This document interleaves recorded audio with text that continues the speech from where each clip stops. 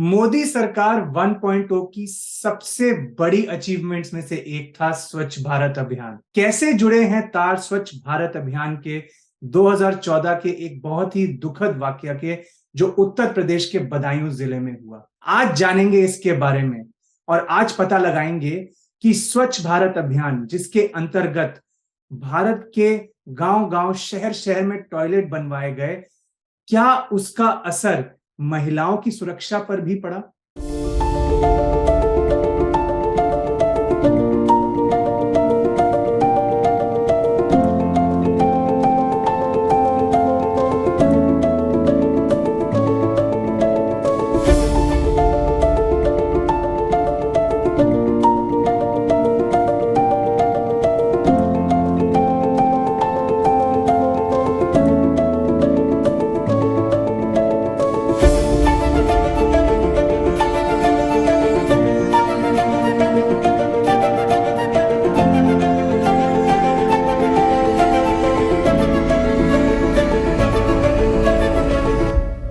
नमस्कार, एक बात बताओ में आपका फिर स्वागत है। और आज के एपिसोड में एक ऐसा मुद्दा उठाएंगे जो शायद हम रोज सोचते नहीं, खास करके अगर हम शहरों में रहते हैं, घरों में रहते हैं पक्के, तो ये ख्याल हमारे दिमाग में नहीं आता। लेकिन भारत में जो ग्रामीण इलाके हैं खासकर, वहां पर ये एक बड़ा मुद्दा है। 2014 में उत्तर प्रदेश के बदायूं जिले से एक बहुत ही दर्दनाक वाकया सामने आया। ये वाकया क्या था? ये वाकया ये था कि वहां पर दो लड़कियां जो खुले में शौच करने गई थी, जिसको अंग्रेजी में आप ओपन डेफेकेशन कहेंगे, उनको जबरदस्ती पकड़ा गया, उनके साथ रेप हुआ और फिर उनकी बॉडीज को पेड़ से टांग दिया गया। अगर आपने अनुभव सिन्हा की 2019 की फिल्म आर्टिकल 15 देखी है तो आपको इनके बीच में सिमिलैरिटीज दिख रही होंगी। इनफैक्ट जो 2019 की फिल्म थी आर्टिकल 15, वो इसी कांड से इंस्पायर्ड थी। इस मुद्दे पर बात करते हुए उस समय यूनिसेफ के एक रिप्रेजेंटेटिव ने कहा था कि खुले में शौच करना न केवल महिलाओं के स्वाभिमान पर आघात करता है, लेकिन ये उनकी सुरक्षा पर भी सवाल उठाता है। और ये जो इंसिडेंट हुआ बदायूं में, ये उसका एक बहुत ही दर्दनाक उदाहरण था। इनफैक्ट एक सर्वे हुआ 2016 में। इस सर्वे में, जो कि वॉश इंस्टीट्यूट और संबोधि ने साथ में किया, यह पता लगाया गया कि मैक्सिमम घर जो ग्रामीण इलाकों में बाथरूम बनवाते हैं, वो इसलिए बनवाते हैं ताकि उस घर की महिलाएं सुरक्षित रहें, वे खुले में शौच ना करने जाएं। तो इस सब का आज के वीडियो से क्या संबंध है? ऐसी कौन सी रिसर्च है जिसके बारे में हम बात करने वाले हैं? देखिए, 2014 में बदायूं का कांड तो हुआ, लेकिन 2014 में एक बहुत अहम पॉलिसी डिसीजन भी लिया गया। प्रधानमंत्री मोदी जब सत्ता में आए उस साल उन्होंने स्वच्छ भारत अभियान को लॉन्च किया। अब आपको जानकर शायद सरप्राइज होगा कि यह पहली बार ऐसी पॉलिसी नहीं बनाई गई थी। 1986 में सेंट्रल रूरल सैनिटेशन प्रोग्राम चालू किया गया था। 99 तक आते आते इसको टोटल सैनिटेशन कैंपेन बना दिया गया था। और यूपीए 2, जो डॉक्टर मनमोहन सिंह की सरकार थी, उन्होंने निर्मल भारत अभियान के नाम से इसको रिलॉन्च किया था। लेकिन इनमें से किसी भी पॉलिसी का असर इतनी जोरदार तरीके से नहीं देखा गया। तो 2014 में जब प्रधानमंत्री मोदी जी सत्ता में आए तो उनके अंडर स्वच्छ भारत अभियान लॉन्च किया गया और ज्यादा ऊर्जा और एंथुजियाज्म से इसका इंप्लीमेंटेशन हुआ। इनफैक्ट अगर आप आज डेटा देखें तो इस प्रोग्राम के अंडर 11 करोड़ से ज्यादा घरों में टॉयलेट बने हैं। इसके अलावा कम्युनिटी टॉयलेट, सामूहिक टॉयलेट्स भी बनाए गए हैं। अगर आप गांव में जाते हैं, खासकर कि नॉर्दर्न इंडिया में, तो आप पाएंगे कि इन टॉयलेट्स को इज्जत घर के नाम से बुलाया जाता है। इज्जत घर क्यों बुलाया जाता है? क्योंकि वो लोग जो खुले में शौच करते थे, अब एक ज्यादा सम्मानित तरीके से इस प्रक्रिया को पूरा कर सकते हैं। जैसे कि हर पॉलिसी के साथ होता है, इस पॉलिसी के साथ भी काफी कंट्रोवर्सीज थी, इसमें भी काफी कमियां थी। थोड़ा अंत में इसके बारे में बताएंगे। लेकिन आज का जो अहम सवाल है, जो बड़ा मुद्दा है, वो ये है कि क्या इन टॉयलेट्स के बनने की वजह से महिलाओं के खिलाफ जो क्राइम्स होते थे, जैसा कि बदायूं जिसका एक दर्दनाक उदाहरण है, क्या इनमें कमी आई? और एक पेपर लिखा गया इस पे। ये लिखा गया मोहम्मद अमजद हुसैन, कनिका महाजन और शीतल सेखरी द्वारा। ये छपा जुलाई 2022 में journal of environmental economics and management में।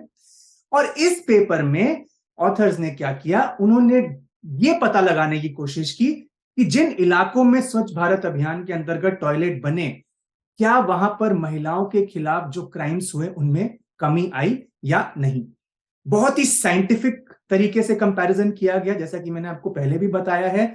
इन पेपर्स में बहुत मेहनत लगती है, बहुत मानसिक वर्जिश लगती है, लेकिन मैं आपको इनका सार बहुत ही सिंपल लैंग्वेज, बहुत सिंपल वर्ड्स में बताने की कोशिश करता हूं। तो जब इन्होंने कंपैरिजन किया उन इलाकों का जहां पर टॉयलेट बने वर्सेस जहां नहीं बने, और फिर आप बोलेंगे कि तो ये इलाके तो अलग भी हो सकते हैं, कहीं पर गुंडाई के तत्व ज्यादा होंगे, कहीं कम। तो मेरे दोस्त, इन सब फैक्टर्स को हम जब एनालिसिस करते हैं तो काउंट करके बताते हैं कि इनको अगर हम हटा दें, इनके असर को हटा दें, तब टॉयलेट बनने का असर क्या था महिलाओं के अगेंस्ट क्राइम में।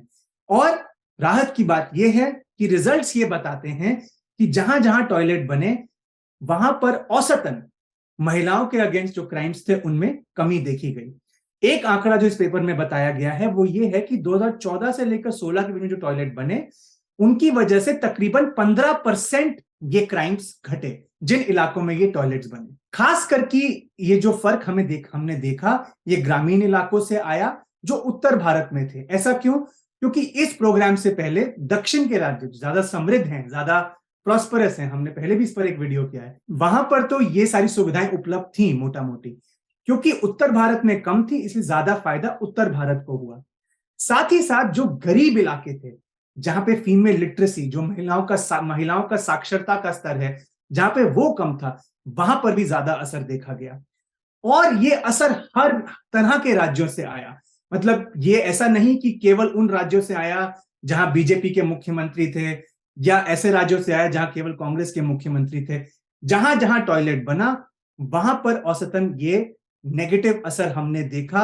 महिलाओं पर जो क्राइम्स हो रहे थे कि उनके साथ जो दुर्व्यवहार हो रहा था उसमें हमने कमी देखी। मैं ये बात बोलना चाहूंगा कि जब हम किसी भी सैनिटेशन प्रोग्राम के बारे में सोचते हैं, टॉयलेट बनाने के प्रोग्राम के बारे में सोचते हैं, तो हमारे दिमाग में सबसे पहले आता है कि इसका पॉजिटिव असर हेल्थ आउटकम्स पे होगा। लेकिन ये पेपर हमें क्या बताता है? ये पेपर हमें बताता है कि भारत के परिप्रेक्ष्य में जहां खुले में शौच करना, ओपन डेफिकेशन आज भी एक सच्चाई है और महिलाओं के लिए खासकर एक बहुत ही बड़ी चुनौती है उनकी रोजमर्रा के जीवन में, वहां पे टॉयलेट के बनने से ना केवल हेल्थ पर पॉजिटिव असर पड़ता है लेकिन उनकी सिक्योरिटी और फिजिकल सेफ्टी भी बढ़ती है। जैसा कि मैंने आपको पहले कहा, कोई भी पॉलिसी परफेक्ट नहीं होती। इस पॉलिसी में भी बहुत कमियां हैं। टॉयलेट बनने के बाद मसलन पानी के बहुत सारे इश्यूज हैं कि पानी वहां पर आता है या नहीं। लोग आज भी अपनी पुरानी आदतों को नहीं छोड़ना चाहते। टॉयलेट की सफाई एक बहुत बड़ा मुद्दा है, जो खास करके जो कम्युनिटी टॉयलेट्स बने हैं। गवर्नमेंट के डेटा में बहुत बार ओवर क्लेम किया जाता है, हालांकि मतलब काम कम लेकिन बताया ज्यादा जाता है। तो इन सब कमियों को पीछे रखते हुए एक मिनट के लिए अगर हम सोचें तो स्वच्छ भारत अभियान की ये एक बहुत बड़ी अचीवमेंट है कि अगर उसने इस क्राइम रेट को घटाने में एक रोल प्ले किया है तो इसके लिए इस पॉलिसी को हमें अभिनंदन करना चाहिए और ये आशा करनी चाहिए कि फ्यूचर में इसकी एग्जीक्यूशन और भी बेहतर तरीके से हो। अगर आपको ये वीडियो पसंद आया हो तो लाइक करिएगा, शेयर करिएगा, और अगर बारीकियों पर, ऐसे एनालिसिस की बारीकियों पर आपका दिमाग ज्यादा चलता है और आपके पास ज्यादा सवाल हैं तो मुझे जरूर ट्वीट करिए @कार्तिकेय बत्रा पर। मैं आपके सारे सवालों का जवाब दूंगा। साथ ही साथ ये भी बताइए कि और ऐसे कौन से विषय हैं जिन पर आप ऐसे वीडियोस देखना चाहेंगे। अगली बार तक के लिए अलविदा। Thank you. It's great to see you here. Thank you for watching our work. If you haven't subscribed yet, don't forget to click the bell icon and subscribe to Mojo Story and support independent, robust journalism.